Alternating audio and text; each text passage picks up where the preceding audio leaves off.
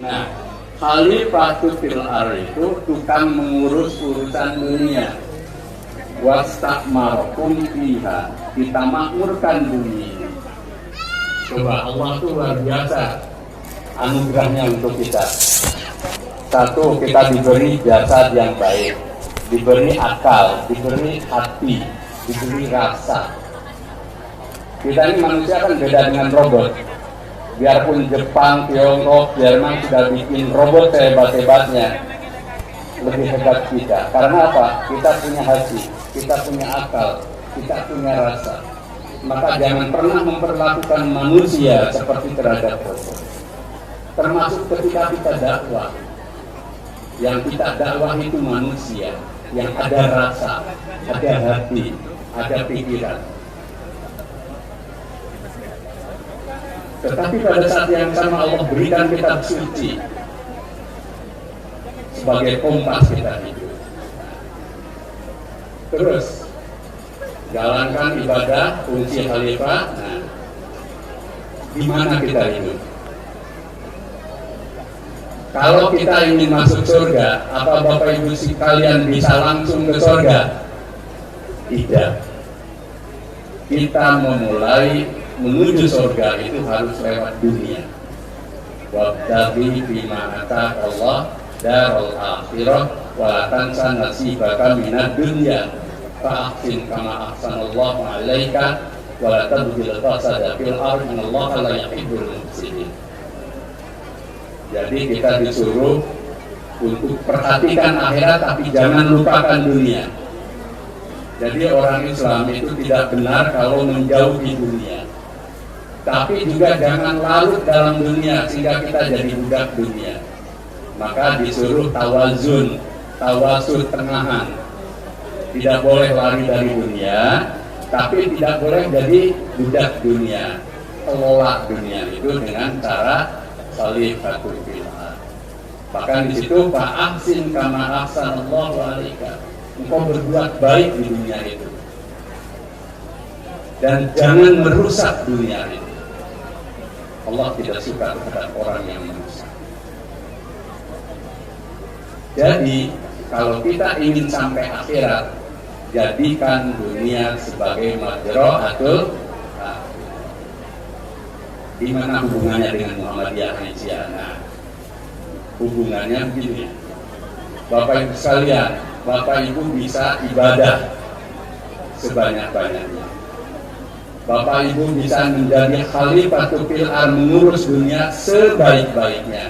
Tetapi kalau sendirian itu tidak cukup. Maka diperlukan kebersamaan. Diperlukan bareng-bareng. Kalau kita bersama, kalau kita bareng-bareng, maka kita akan lebih kuat lagi, bisa lebih optimal lagi dalam beribadah, dan bisa optimal lagi dalam menjalankan kekhalifahan. Contohnya apa?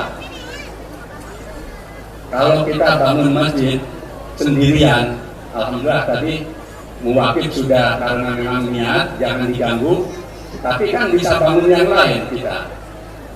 Coba, kalau ada TK Aba, misalkan, Bu Nur dan Bu, siapa ketua PD? Bu Amirah ya? Bu Amaroh. Bu Amirah. Kalau ada TK Aba yang hidup tempatnya ya layak ya walayamut itu tidak baik tempatnya, coba satu tempat pengajian ini kumpulkan saja uang 50.000 misalkan. Ada yang 10.000 nggak apa-apa, ada yang 5.000 nggak apa-apa. Hasilnya luar biasa. Jadi itu TK. Tapi kalau pada masing-masing tidak berusaha mengeluarkan, sampai kapanpun itu TK itu hanya jadi laporan tiap tahun, laporan yang bermasalah maksudnya. Ini ciri contoh kalau kita bermuhammadiyah beraisyah itu menjalankan ibadah, menjalankan fungsi kekhalifahan akan bisa lebih optimal. Pahalanya lebih banyak. Coba sholat jamaah itu nilai derajatnya berapa? 27 dari sholat munfarid, dari sholat sendirian. Sama-sama beribadah, tapi sholat berjamaah nilainya lebih tinggi. Maka kita senang sholat berjamaah. Dan lebih dari itu, dengan berjamaah itu kita menjadi kuat. Tadi ayat yang dibacakan oleh Qari di surat Ali Imran ayat 103 dan 104. 104 ayat Muhammadiyah, 103 ayat umat Islam. Semuanya ayat umat Islam. Cuman wa tasimu bihablillahi jami'a wala tafarraqu. Beriktisamlah kalian, menjalin hubunganlah kita dengan kuat dalam jalinan hablum minallah. Kita Muhammadiyah ini, bahkan lebih jauh lagi, supaya kita berkumpul itu ada teratur, maka bikin menjadi organisasi. Maka ayatnya muncul, wal takum minkum ummatu yad'una ilal khair wa ya'muruna bil ma'ruf wa yanhauna 'anil munkar wa ulaika humul muflihun. Ayat ini sering kita baca, tapi coba kita dalami maknanya. Wal takum minkum, itu wal takum minkum itu fil amr. Hendaklah kamu menjadi segolongan orang.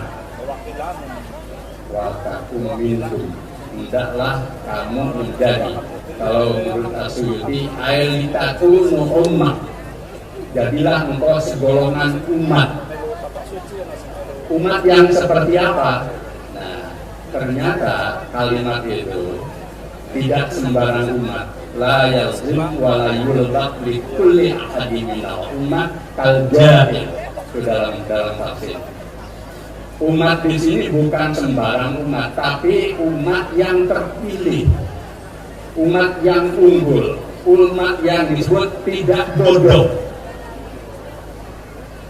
umat yang cerdas, umat yang maju. Jadi betul dari Dahlan ketika mendirikan Muhammadiyah itu satu inspirasi dari ayat ini. Adanya kita menjadi segolongan umat yang terpilih. Kenapa harus terpilih? Kenapa harus unggul? Karena kewajibannya berat. Apa? Yad'u ilal khair wa ya'muruna bil ma'ruf wa yanhauna 'anil.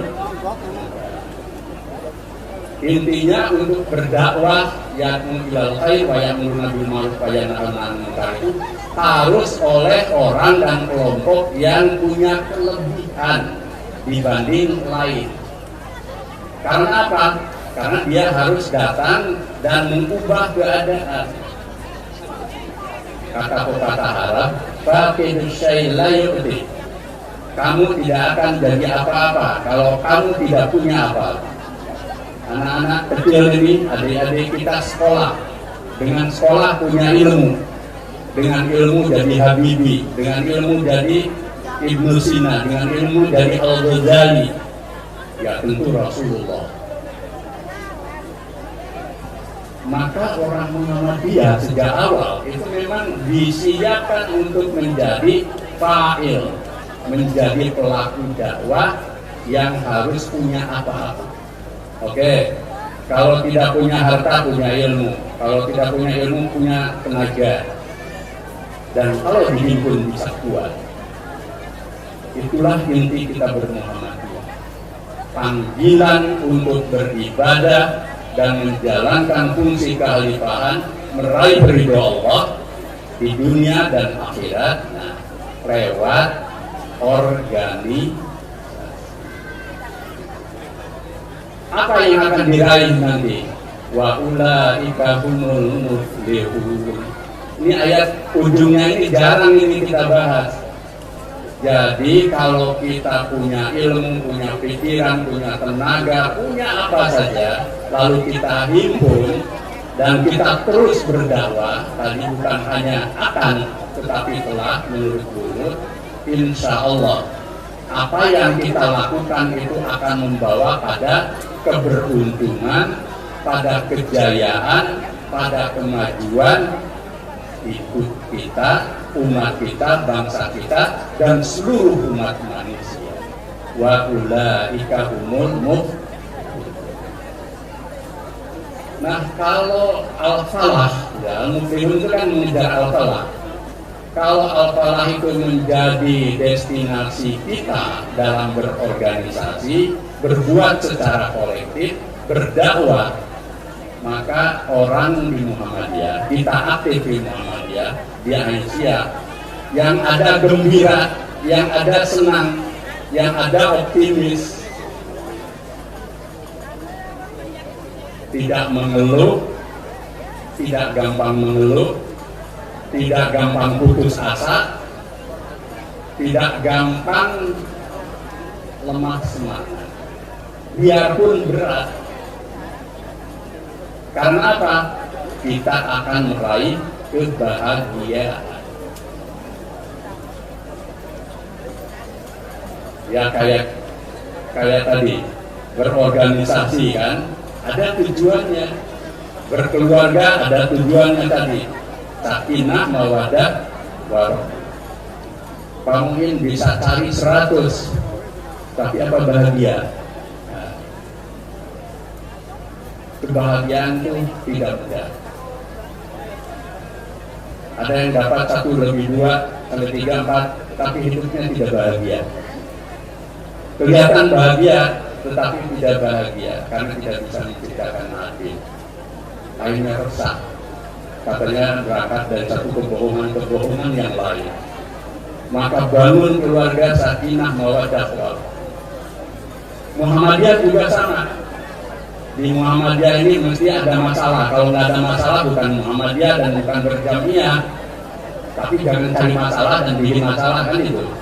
Ketika ada masalah kita selesaikan dengan Islam.